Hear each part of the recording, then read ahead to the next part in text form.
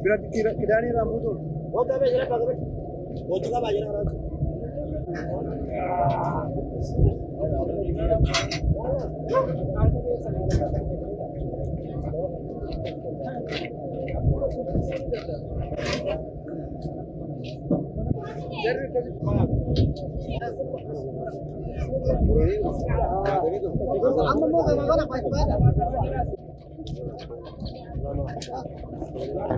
Bu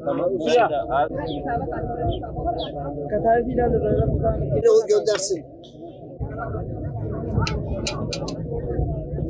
Budu tirena ka.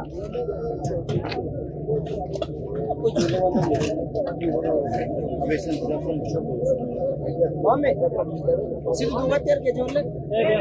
Maka di mana jalan?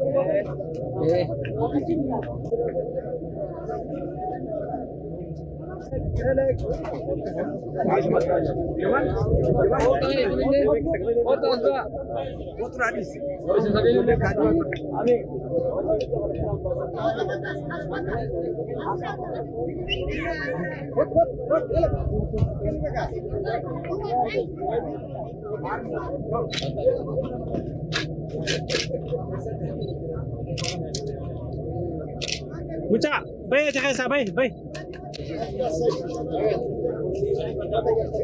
sofralarımızı kurduk. Mağdur, mazlum, fakir, gariban, yetim kim varsa hepsini çağırdık. Buyursunlar gelsinler. Baş tacıdırlar. Bizde özellikle bizlere yardım gönderen hayırseverlerimizin o güzel hayırlarını gelip kendi ellerimizle burada ihtiyaç sahiplerine vermenin mutluluğunu yaşıyoruz.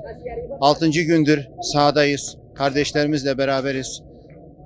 Acısıyla, tatlısıyla, fakirliğiyle, tokluğuyla beraberiz. Rabbime hamdolsun böyle güzel hayırlara bize vesile kıldığı için. Tabi Ramazan ayı sadece belki bugün onların beklediği o bereket ayı olduğu gibi bundan sonraki aylarda da mutlaka ihtiyaçları olacaktır.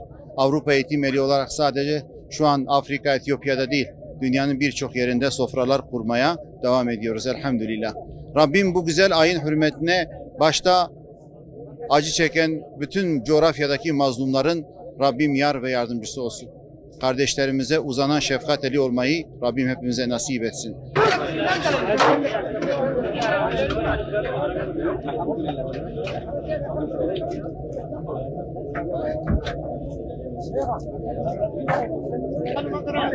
Wes, tamam.